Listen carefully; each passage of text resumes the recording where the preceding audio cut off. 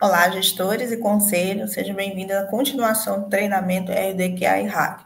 Agora a gente vai continuar a falar, né, sobre o sistema DigiSUS, né? Como é que esses instrumentos eles aparecem especificamente dentro do sistema DigiSUS, detalhando o funcionamento deles dentro do sistema e também percorrendo todos os itens, né, que aparecem da estrutura do RDQA e do RAG, tá?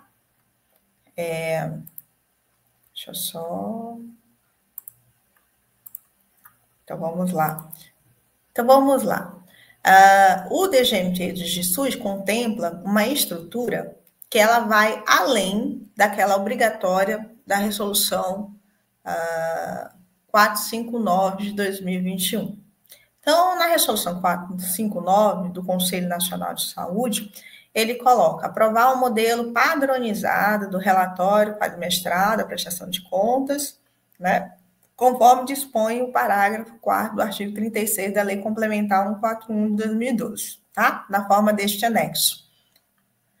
E aí a gente vai percorrer cada um desses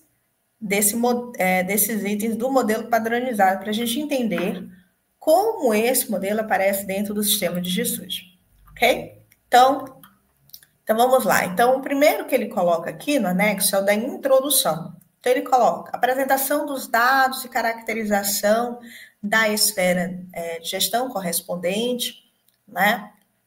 Ato ou reunião que aprovou o respectivo plano e registro de compromissos técnicos políticos julgados necessários que evidenciam as prioridades da gestão. Então, a introdução ela vai aparecer no item 2 do DGMP, tá? Do DigiSUS. 2. Demonstrativo do montante e fonte de recursos aplicados no período, tá? Então, serão utilizados os relatórios CIOPS, os quais estarão em processo de adequação para atender o disposto da Lei Complementar 141 de 2012. Então, o que tem que constar aqui dessa parte do montante e fonte de recursos aplicados no período? O relatório resumido da execução orçamentária, né? Aqui tem alguns outros detalhes dentro dele, né? Demonstrativo da receita de impostos, despesas próprias e ações de serviços públicos de saúde, né? Orçamento da Seguridade Social, relatório de execução financeira por bloco de financiamento. Então, aqui, ó, tudo no item 9 do DigiSUS, né? Informações sobre auditorias, elas vão constar, né, conforme aqui a orientação normativa coloca no item 10 do DGMP. Rede física de serviços públicos de saúde, próprios, privados, contratados, indicadores de saúde. Então, ele fala aqui nesse item que deve constar a rede física de serviços de saúde, baseada na fonte do CINES, né, por tipo de estabelecimento, tipo de administração e tipo de gestão. Esse daqui vai estar no item 5 do DGMP. Produção dos serviços de saúde oriundos do CIA-CH e outros sistemas locais de informação que expressem aspectos relativos à atenção básica, urgência, emergência, atenção psicossocial, atenção ambulatorial, especializada e hospitalar, assistência farmacêutica e vigilância. Aqui a produção dos serviços vai estar no item 4 do DGMP, tá? E aqui, continuando da rede física, né? Indicadores de saúde, contemplando os da oferta, cobertura e produção de serviços estratégicos ao monitoramento das ações da paz de cada um dos entes federados. Então, aqui são 2 itens que contempla, 3 e 7. A paz, o resumo dela vai estar, o resumo não das ações, mas assim, orçamentário vai estar no 7, né? E os itens 3 vai conter também esses indicadores de saúde de modo geral, tá? No DGMP, o RDQA e o RAG possuem exatamente a mesma estrutura, tá? Eles vão possuir a mesma estrutura. Vai ter algumas diferenças a mais do RAGS em comparado ao RDQA, tá? Mas, na base, toda essa estrutura aqui, o que contemplar no RDQA está dentro da RAG, tá? Então, eles vão possuir basicamente quase a mesma estrutura, tá? Aqui, em termos de aspectos gerais do sistema DGMP, a gente vai falar aqui de um aspecto geral, só por alto, explicando o funcionamento geral do RDQA e do RAG dentro do sistema de GSUS. Como é que eu faço para acessar o RDQA e o RAG? Após você acessar o sistema do DigiSUS, né? Aqui eu estou acessando, né? Como gestora, Patrícia, Boa Vista. Então, eu aperto aqui no plano de saúde da referência, né? 2022, 2025. Aqui eu escolho o ano, né? Que está relacionado com a página, mas eu escolho o ano. E aqui, quando eu aperto, por exemplo, 2023, abre para mim todos os relatórios, todos os 3 RDQAs, mais o RAG, tá? Aqui, como é que vai aparecer? Uma vez que quando eu acesso, por exemplo, o RAG, bem aqui no canto da esquerda superior, ele vai falar do status atual do relatório. Ele vai dizer, ó, status relatórios, e ele vai disponibilizar, né, um botão aqui para você baixar esse relatório, tá? Independentemente do status dele, você vai poder baixar o relatório do RDQA ou do RAG, o que tiver à disposição, tá? Então, o status atual, por exemplo, aqui eu vejo que está aprovado, tá? E logo abaixo, nesse botãozinho azul, eu tenho a disponibilidade de fazer o download.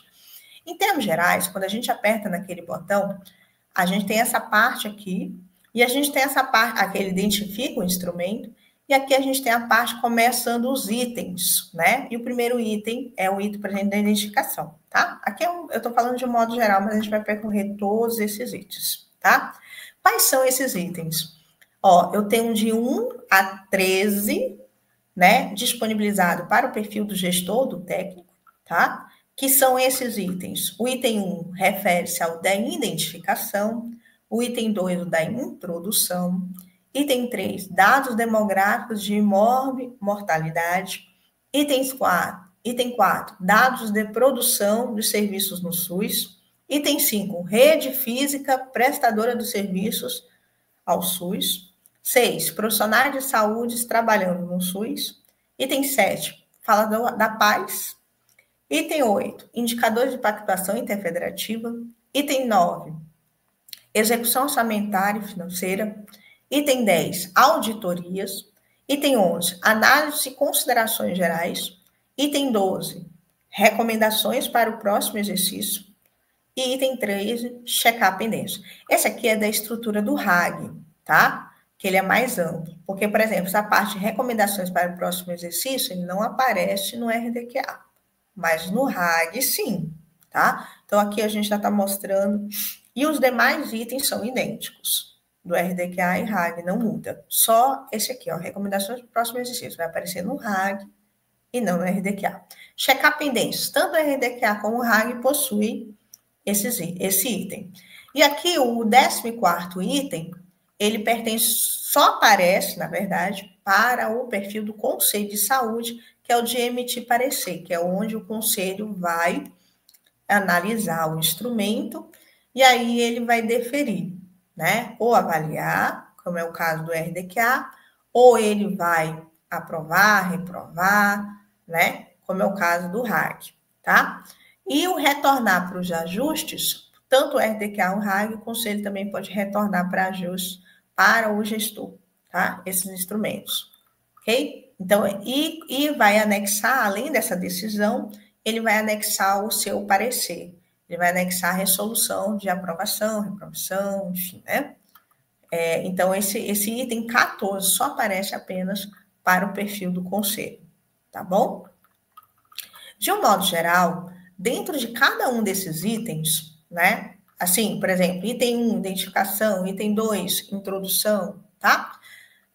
Eu tenho lá no final deles um campo chamado considerações, que é para preenchimento da análise, né?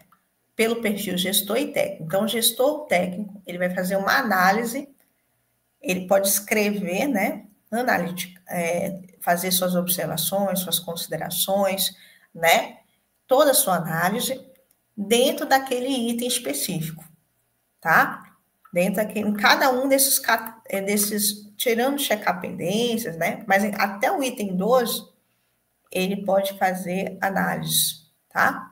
Ele pode colocar considerações, o gestor, ok? Então, cada um desses itens vai estar aberto para o gestor colocar suas considerações, exceto o item 3, que é checar pendências, tá?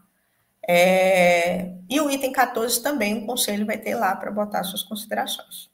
O conselho, né? Não o gestor, porque do gestor não aparece esse item, ok? Então, eu tenho um campo chamado considerações, que é para preenchimento do perfil gestor e técnico, e aí ele aperta em gravar para salvar. E eu tenho considerações do Conselho de Saúde. Então, eu vou ter duas partes. Considerações, que é a parte do gestor e técnico, e considerações do Conselho de Saúde, que é a parte específica do Conselho de Saúde para o preenchimento do perfil conselho. Então, para o gestor, essa aba ela não aparece, ele vê, mas não aparece disponível para ele preencher nada ali, tá? Então, ele vai, tipo assim, a aba dele só vai estar aberta para o gestor, só vai estar aberta essa aba aqui. Para o conselho, só vai estar aberto a aba dele. E o do gestor também não vai estar disponível para ele mexer na aba do gestor, tá? E o procedimento é o mesmo. Cada um coloca suas respectivas análises, seja no perfil gestor, seja no conselho, tá? E aperta em gravar, ok? Então, de um modo geral, é assim que vai funcionar, né, o sistema do DigiSUS. Deixa eu só voltar aqui para mim, né? Então, de modo geral, é assim que o sistema do DigiSUS, tanto o RDQA como o RAG, eles funcionam assim, tá? Agora a gente vai passar item por item explicando como é que aparece, o que algumas observações, alguns cuidados que tem que ter em cada um desses itens, explicando cada um deles, o que consiste cada um deles, tá bom? Eu espero que tenham gostado desse vídeo. Qualquer dúvida, deixe nos comentários ou encaminhe e-mail para o CEIMP e até a próxima.